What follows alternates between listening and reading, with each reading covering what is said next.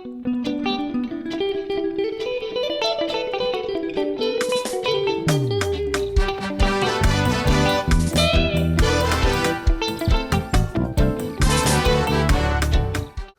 fam, you now know the drill. Once you hear this instrumental, you know the man from the countryside is in the house, the countrymen, the men from deep rural Emankaya, where silence used to dwell, now there is a voice.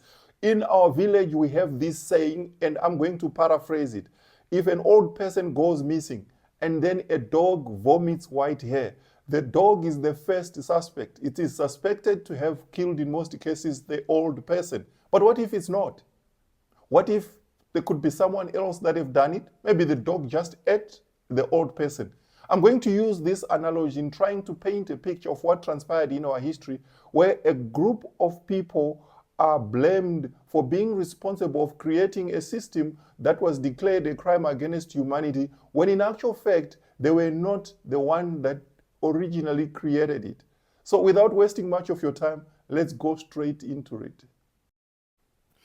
For generations, the world has been taught to place the entire weight of apartheid on the Afrikaners, as if the system suddenly appeared in 1948, created out of nothing by one political party and one ideology.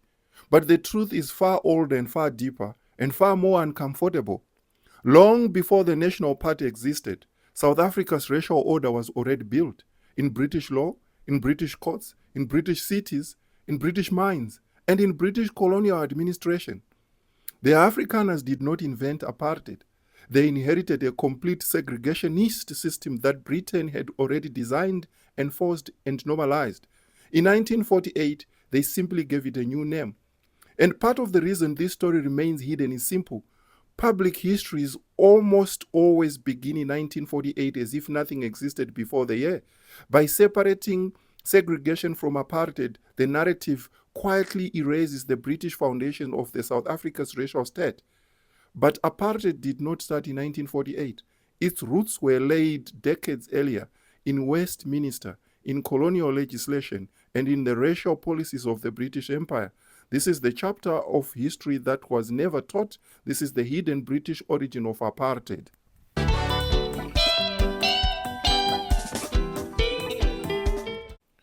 When South Africa was created as a unified country, it was not the Afrikaners who designed its political foundation.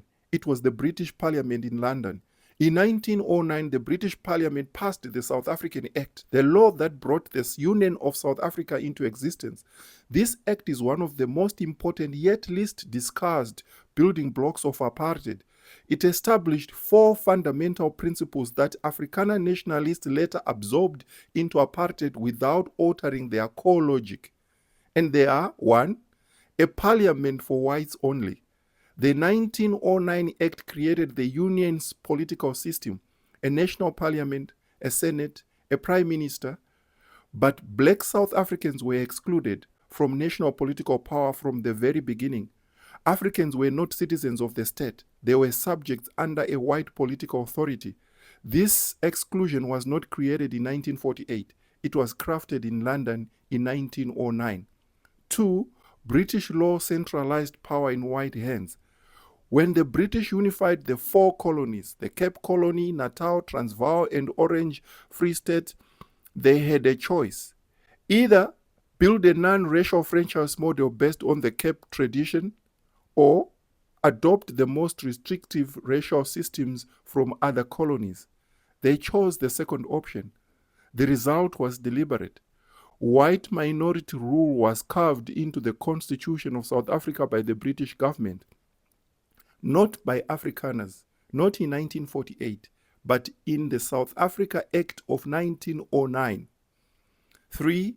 A constitutional foundation for segregation. The 1909 Act did more than deny political rights.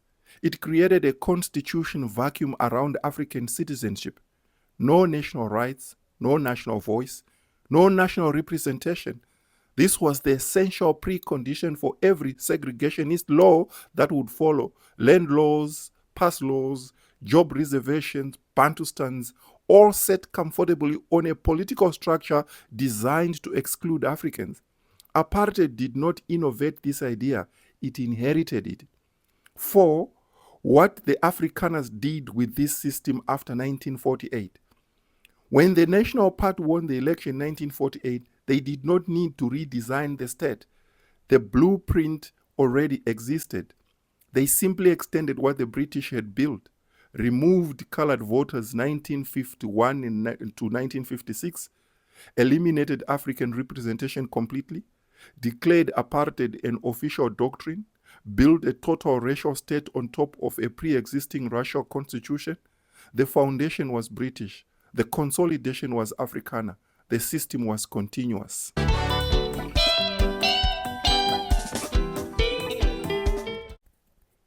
Everything that apartheid later became depended on one core idea. Africa's majority population existed outside the political nation. That principle was written by the British in 1909. From that moment, every future policy on land, labor, movement, cities, or identity would rest on this constitutional exclusion. Apartheid simply solidified a political design already created for it, like land segregation. Long before apartheid, Britain had already drawn the racial map of South Africa. In 1894, the Glen Grey Act introduced hard taxes and labor controls to push Africans into wage labor for colonial industries. It restricted African landholding and expanded white access to fertile regions. Then came the decisive move, the Native Land Act of 1913, passed under the British-created Union government. It reserved nearly 90% of all land for whites, confining Africans to fragmented native reserves. The Afrikaner government did not redesign this geography. They inherited it exactly as it stood, later deepening removals and tightening territorial segregation. The map was British. The enforcement became Afrikaner. The pass laws.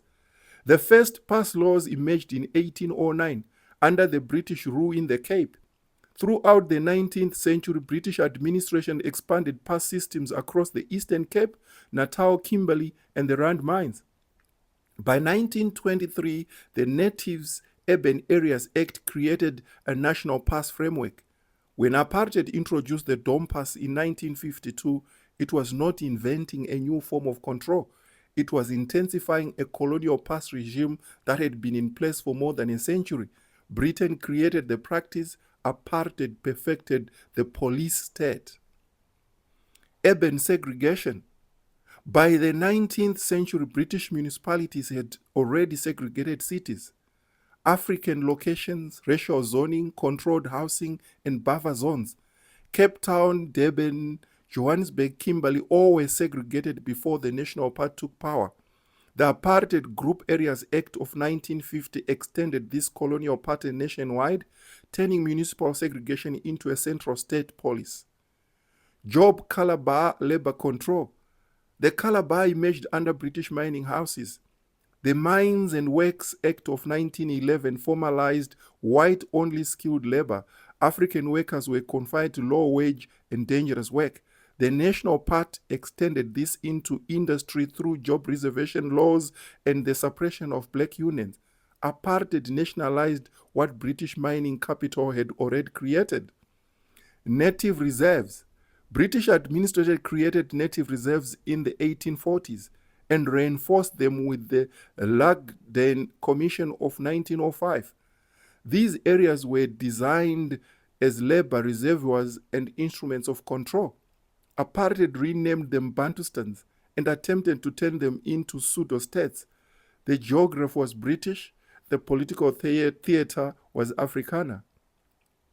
Racial categories. Colonial censuses classified people into rigid racial groups long before apartheid. These categories shaped taxation, mobility, and land rights. The Population Registration Act of 1950 merely intensified and policed categories Britain had already defined. The labels were British, the enforcement became Afrikaner. Marriage and sexual laws. Interracial marriage and sexual relationships were restricted under British colonial rule.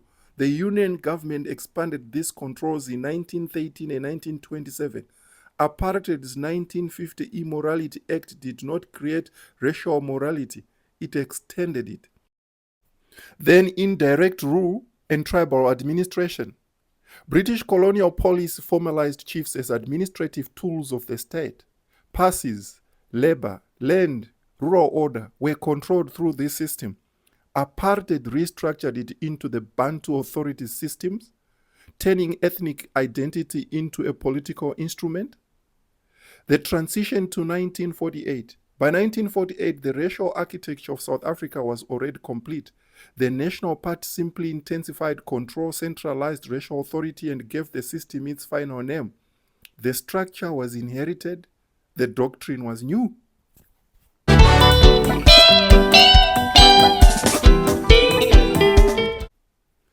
History is often shaped not only by what happened, but by what we choose to remember and what we quietly leave out. For decades, apartheid was told as a story that began in 1948, a self-contained system with a clear beginning and a clear set of culprits. But every system has a genealogy, and every law has a precedent. Every policy has an earlier design. Seeing apartheid through this wider lens does not rewrite South Africa's past, it completes it. Because once you follow the origins back to the colonial era, you begin to understand that apartheid was not an isolated moment, but part of a much longer imperial project whose influence shaped land, labor, identity, and political power. And when a society finally sees the full architecture of its past, it can understand the present with a far greater clarity, not for blame, not for absolution, but for truth. Thank you so much for watching. Ciao, ciao.